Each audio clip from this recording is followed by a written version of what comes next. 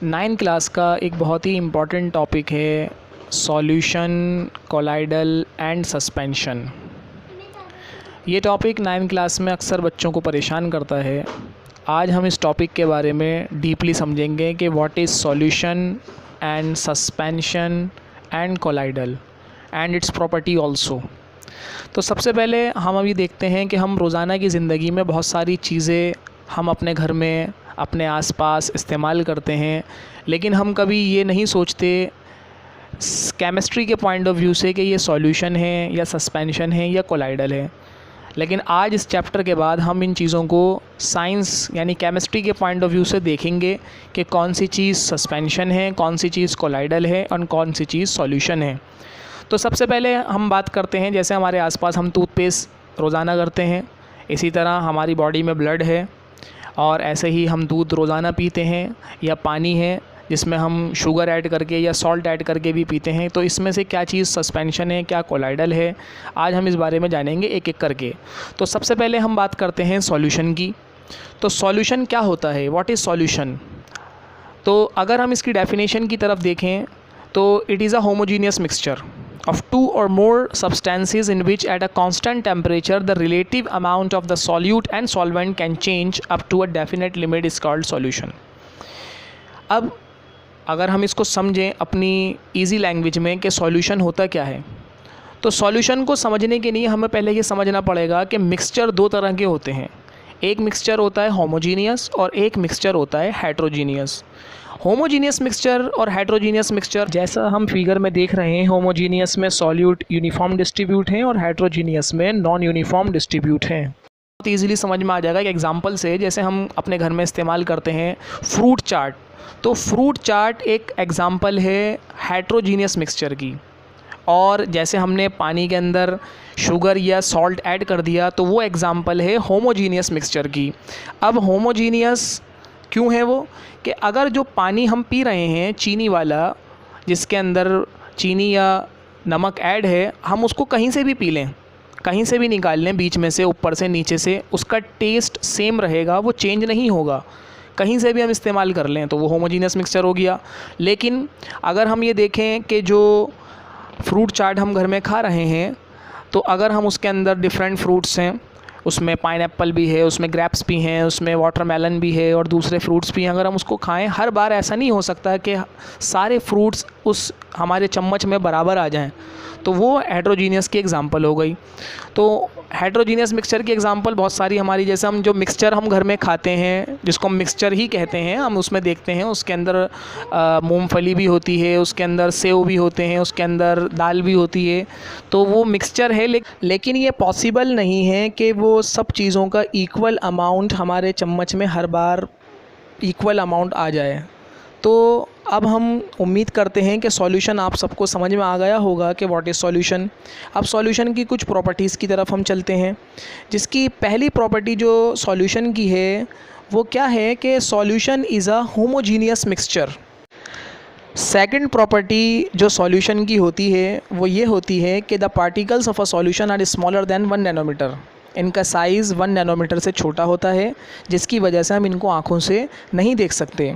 और तीसरी प्रॉपर्टी इसकी ये है कि they do not scatter a beam of light when passing through the solution.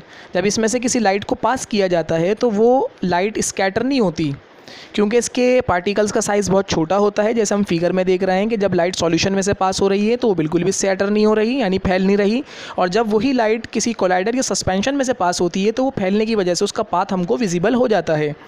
और चौथी प्रॉपर्टी सॉल्यूशन की वो ये है, the solute particle can not be filter through, किसी भी फिल्टर पेपर से हम उसको फिल्टर नहीं कर सकते।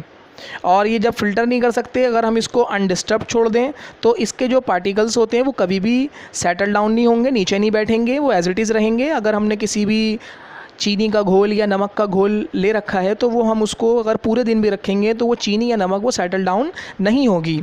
और इसकी 6 प्रॉपर्टी वो ये है कि the solution is a permanent and transparent. ज़्यादातर सॉल्यूशन परमानेंट और ट्रांसपेरेंट ही होते हैं। अब हम इसकी बेस पर अपनी ज़िंदगी में, अपनी डेली लाइफ में बहुत सारी एग्जाम्पल्स को ख़ुद पहचान सकते हैं। जैसे नमक का पानी है या चीनी का पानी है, ये एग्जाम्पल है सॉल्यूशन की। सॉल्यूशन जो बना होता है वो 2 चीज़ों से बना होता है, जिसमें एक है सॉल्यूट और दूसरा है सॉल्वेंट।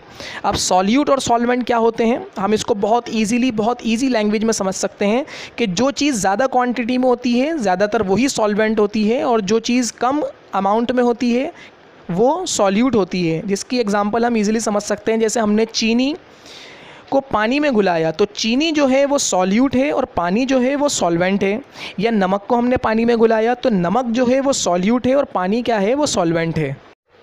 जैसा हम फिगर में देख रहे हैं, ब्लू कलर का कॉपर सल्फेट ये क्या है, सॉल्यूट है, और ट्रांसपेरेंट वाटर वो क्या है, वो सॉल्वेंट है। और इन दोनों को मिलाने के बाद जो हमारा ब्लू कलर का सॉल्यूशन तैयार हो गया। एक बात और हम जहन में रख सकते हैं, वो ये है कि सॉल्यूट हमेशा वो चीज़ होती है जो घुलाई जाती है, और जिसमें कोई चीज़ घुलती है वो सॉल्वेंट कहलाता है। जैसे कॉपर सल्फेट सॉल्यूट है क्योंकि ये घुलाया जा रहा है, और वाटर क्या है, वो सॉल्वेंट है क्योंकि इसमें कॉपर सल्फेट को घुलाया जा रहा है, यानी इसमें घुल रहा है, और इन दोनों को मिलने के बाद वो क्या तैयार हुआ, वो सॉल्यूशन तैयार हुआ। और एक बात हमें और जहन में रखनी चाहिए अपने, वो ये है कि अगर हमने 10 ग्राम कोई भी सॉल्यूट लिया है और 100 ग्राम किसी भी सॉल्वेंट में उसको मिलाया तो वो जो सॉल्यूशन तैयार होगा वो 110 ग्राम होगा, यानी इनका अमाउंट इस तरह इक्वल हो जाएगा। सो आई होप आपको अच्छी तरह सॉल्यूशन के बारे में समझ में आ गया होगा कि कौन सी चीज़ सॉल्यूशन होती है। अब आप अपनी डेली लाइफ में इजीली पहचान सकते हैं कि सॉल्यूशन क्या है। नाउ हमारा सेकंड टॉपिक क्या है, वो है सस्पेंशन। तो suspension is also a heterogeneous mixture in which the solute particles do not dissolve but remain suspended throughout the bulk of the medium। तो प्रॉपर्टीज़ ऑफ सस्पेंशन से बात ज़्यादा क्लियर हो जाएगी, जिसकी पहली प्रॉपर्टी ये है कि सस्पेंशन जो एक हेट्रोजीनियस मिक्सचर है, जबकि सॉल्यूशन क्या था, वो होमोजीनियस मिक्सचर था। इसी तरह इसके जो पार्टिकल्स होते हैं उनका साइज़ जो है वो 100 नैनोमीटर से बड़ा होगा। जब उनके पार्टिकल्स का साइज़ 100 नैनोमीटर से बड़ा होगा तो उसकी वजह से हम उनको बहुत ईजीली अपनी आँखों से देख सकते हैं। अब जब साइज़ बड़ा होगा तो वो जब किसी भी लाइट उनमें से पास की जाएगी तो लाइट को स्कैटर भी करेंगे, लाइट को फैलाएंगे, जिसकी वजह से लाइट का पाथ जो होगा वो विजिबल हो जाएगा। और इनके पार्टिकल्स जब 100 नैनोमीटर से बड़े हैं तो अगर हम उनको अनडिस्टर्ब छोड़ देंगे तो वो नीचे भी सेटल डाउन हो जाएंगे। जैसे अगर हम रेत को ले लें, पानी में मिला दें, तो रेत को पानी में मिलाने के बाद अगर हम उसको छोड़ दें कुछ वक्त के लिए तो वो रेत नीचे पानी में नीचे बैठ जाएगी। तो वो किसकी एग्जांपल हो गई, वो एग्जांपल हो गई सस्पेंशन की। और सस्पेंशन के हम बहुत इजीली सस्पेंशन को किसी भी फ़िल्टर पेपर से फ़िल्टर कर सकते हैं, क्योंकि इनके साइज़ बड़ा है तो वो इजीली फ़िल्टर हो जाएंगे। सस्पेंशन की एग्जांपल जैसे muddy water, chalk water, sand water, तो ये सब सस्पेंशन की एग्जांपल हैं। नाउ हमारा थर्ड टॉपिक है, वो है कोलाइडल सॉल्यूशन। तो colloidal solution is also a heterogeneous mixture. ये भी एक तरह का हेट्रोजीनियस मिक्सचर है, और इसके पार्टिकल्स का जो साइज़ होता है वो 1 नैनोमीटर टू 100 नैनोमीटर के बीच में होता है, और हम इसको अपनी आँखों से नहीं देख सकते इनके पार्टिकल्स को, but they scatter a beam of light. वो लाइट को स्कैटर करेंगे, अगर उसमें से लाइट पास करी जाए तो लाइट का पाथ उसमें विजिबल होगा। जबकि हमने देखा था कि सॉल्यूशन में जब लाइट पास की जा रही थी तो सॉल्यूशन में वो पाथ विजिबल नहीं था, सस्पेंशन में वो पाथ विजिबल था, और कोलाइडल में भी वो पाथ विजिबल होगा। और अगर हम इसको अनडिस्टर्ब छोड़ दें तो इसके पार्टिकल्स नीचे नहीं बैठेंगे, जबकि सस्पेंशन में पार्टिकल नीचे बैठ रहे थे कि अगर हम रेत वाले पानी को हमने थोड़ी देर के लिए छोड़ा तो वो रेत नीचे बैठ गया। लेकिन अगर हम किसी भी कोलाइडल सॉल्यूशन को लेंगे, जैसे हम दूध ले लें, दूध is also a colloidal solution, blood है, इंक है, ये सब कोलाइडल सॉल्यूशन है। तो अगर हम अपने दूध को ले लें और दूध को हम अनडिस्टर्ब छोड़ दें तो दूध के पार्टिकल्स, उसके अंदर जो प्रोटीन या फैट्स होगा वो नीचे नहीं बैठेगा। और हम इसको किसी भी फ़िल्टर पेपर से फ़िल्टर नहीं कर सकते। इसको फ़िल्टर करने का तरीका क्या होता है, इसके लिए हम सेंट्रीफ्यूगेशन प्रोसेस यूज़ करते हैं। सेंट्रीफ्यूगेशन प्रोसेस में क्या होता है, एक मशीन होती है जिसको हम सेंट्रीफ्यूगेशन मशीन कहते हैं, उसके अंदर छोटी छोटी ट्यूब्स होती हैं, उस ट्यूब्स के अंदर हम अपना ये कोलाइडल सॉल्यूशन रखते हैं।